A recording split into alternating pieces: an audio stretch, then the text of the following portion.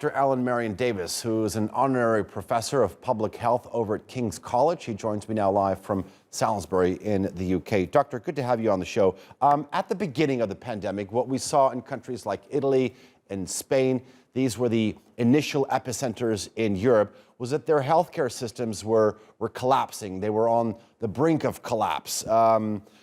With this variant seemingly to be more transmissible, do you expect rich Western countries' healthcare systems to experience a similar scenario? I think this is the big fear, that in the big richer countries with robust systems, even though their systems are so much more robust than many other countries, the big fear for them is that their health services will overwhelmed by this new variant. That's the fear, and that's the litmus test really for how serious the variant is. What we're beginning to get an idea of is that although this new variant is extremely transmissible and it's sweeping through the countries very quickly, it may be that it's not so serious in terms of the severity of the disease it causes. Maybe, I stress maybe, but some of the work coming out of the National Institute for Communicable Disease in South Africa and other places is beginning to suggest it might be a milder virus. That's the big hope. In that case, then there is less likelihood that for an individual that they will have a serious disease and that they will require hospitalization or intensive care.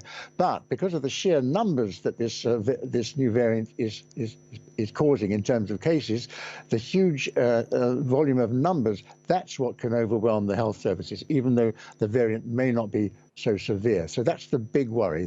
So that's one big test. The other big test is there's a sort of epidemic within the pandemic, and that is the epidemic of people who are going off sick or isolating or caring for people who are off sick, and that is causing real problems in terms of staff shortages in the health service, in transport, in police, in all sorts of in the care services. That's another epidemic. That's an epidemic within the pandemic, and that's what worries all these rich nations. Doctor, let me ask you, with the original virus and the earlier strains, what we saw typically was the symptoms would actually brew for about 5, 6, 7 days before they showed up. In other words, the incubation period was for about a week. With each subsequent variant, we saw this time decrease with Beta, with Delta, and now with Omicron. I've read that with Omicron, it could take as little as 2, 3 days for the symptoms to show up. What does this tell you about the virus and this variant, and should be worried?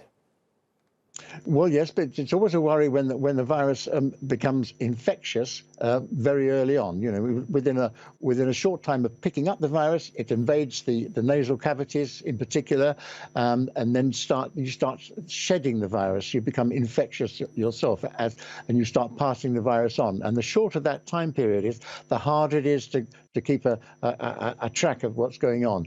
And the whole testing and tracing system begins to really struggle in those circumstances. So yes, we should be worried about any variant that comes along which is passed on very quickly.